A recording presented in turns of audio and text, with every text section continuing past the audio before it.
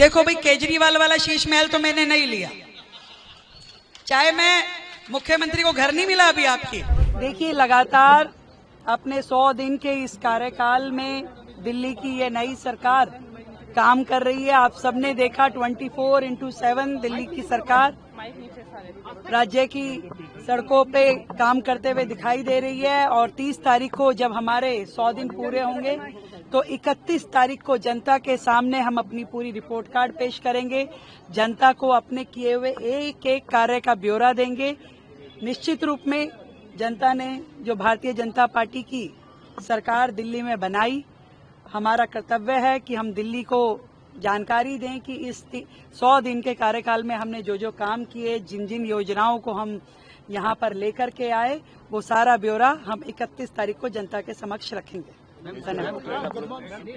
Monsoon आने वाला है और दिल्ली में जल भराव की भी समस्या बड़ी है, उसको लेकर क्या सरकार कर रही है? देखिए, दिल्ली में जल भराव सालों से हो रहा था, परंतु इतनी अधिक बारिश होने के बाद रिकॉर्ड तोड़ 2 बारिश यहाँ पर हुई है, 3 बारिश, तीनों रिकॉर्ड तोड़ बारिश थी, आंधी तूफान के साथ आई, फिर भी शहर में स्थिति कंट्रोल की थी। पानी जो था वो समयबद्ध तरीके से घंटे भर में सभी नालियों से निकला। जितनी डीसिल्टिंग इस बार दिल्ली में हुई है, ऐतिहासिक है ये बिल्कुल। हमने 30 लाख मीट्रिक टन कूड़ा जो है एमसीडी, पीडब्ल्यूडी और बड़े नालों से निकाला है, जिसका पूरा का पूरा क्रियान्वयन आप सब ने देखा। लगातार हमने हर नाले की सफाई को पूरी तरीके से ऑब्जर्वेंस में रखा और इस बार सबसे कम दिल्ली में जल भराव की स्थिति है और भी आने वाले दिनों में इसको पूरी तरीके से क्लियर किया जा रहा है। एक एक जल भराव के पॉइंट का हमने नोडल ऑफिसर बनाया था, जिसकी देखरेख में उस ड्रेन का पूरा वॉच आउट हो रहा है और जहां पे भी कुछ भी कमी पाई जाएगी, निश्चित रूप में उस अधिकारी के खिलाफ भी कार्रवाई होगी। दिल्ली की सड़कों पे इस बार जिस तरीके से पहले जल भराव होता था, उस तरीके का जल भराव ना हो। देखो, नेचुरल कुछ तो रहेगा ही, क्योंकि आपका एकदम से इतने क्यूबिक मीटर जब बारिश होती है तो वो ड्रेन जो है पानी लेने में थोड़ा समय लगाती है, परंतु पानी खड़ा रहे, उसकी वजह से अव्यवस्था फैले, ऐसा सरकार कतई नहीं होने देगी। और पूरे जोरों से इस समय दिल्ली की सभी ड्रेन्स पे सफाई का काम चल रहा है। धन्यवाद। देखिए, कोरोना के मामलों का संज्ञान पूरी तरीके से सरकार के पास है और हमारे अस्पतालों में पूरी तरीके से व्यवस्थाएं हैं। हमने एडवाइजरी भी जारी की है जो कि पूरी देखरेख कर रही है, स्थिति कंट्रोल में है।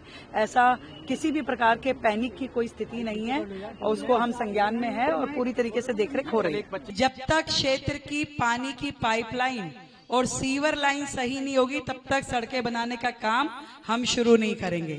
तो लगातार जल बोर्ड पूरे क्षेत्र में पानी की लाइनें, सीवर की लाइनें जो 40-40 साल पुरानी पूरे के पूरे इलाके में थी, उनको बदलने का काम कर रहे हैं, जिसकी आवश्यकता न केवल शालीमार बाग विधानसभा में है, बल्कि पूरी दिल्ली के लिए हमने ये फार्मूला बनाया है कि पहले पानी की पाइपलाइन और सीवर की पाइपलाइन जहां जहां भी खराब है, उन सबको ठीक किया जाए, क्योंकि हमारा ध्येय जो है वो आदरणीय मोदी जी के ध्येय के साथ चल रहा है कि शीश महल पार्क आप सब देख रहे हैं कि लगातार उसमें कितना सुंदर काम।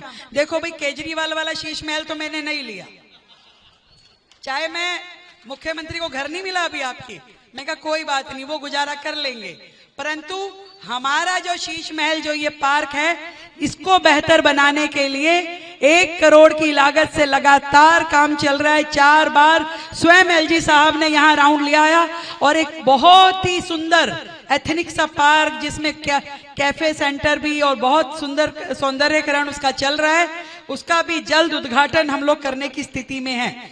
उन दुष्टों को जरूर आज इस मंच के माध्यम से बताना चाहती हूं, क्योंकि मैंने देखा कई लोगों ने मुझे बताया कि व्हाट्सएप ग्रुप में एक लिस्ट घूम रही है कि झुग्गी बस्तियों का डेमोलिशन, ऐसा करके एक लिस्ट घुमा रहे हैं।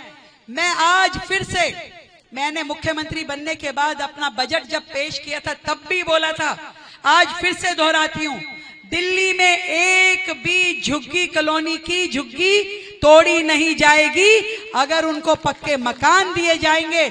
आज मैं यदि 700 करोड़ रुपए की लागत से झुग्गियों में, पूरी दिल्ली की झुग्गियों में नाली, खड़ंजा, सीवर, शौचालय, स्नान घर, बच्चों की वाटिका, पालना जैसी सुविधाएं दे रही है, तो झुग्गी तोड़ने के लिए थोड़ी ना दे रहे हैं। ये सुविधाएं इसलिए दी जा रही हैं ताकि झुग्गी के निवासी भी अपने जो उनका सम्मान है उसको बना करके, उन्हें भी जीने का अधिकार है। और आज वर्षों से वो दिल्ली में रह रहे हैं, उनके पास दिल्ली के सभी पक्के कागज भी हैं। तो आप लोग निश्चिंत होकर के अपनी झुग्गियों में रहिए। अब आपको दूर दूर नहीं दौड़ना पड़ेगा सामुदायिक भवन के लिए। हमने बोल दिया एमसीडी को, जो बजट चाहिए हम देंगे, पर इस क्षेत्र के लोगों के लिए एक सुंदर, एक बढ़िया सामुदायिक भवन जरूर बनना होगा। तो आप सबको मैं शुभकामनाएं देती हूं कि आप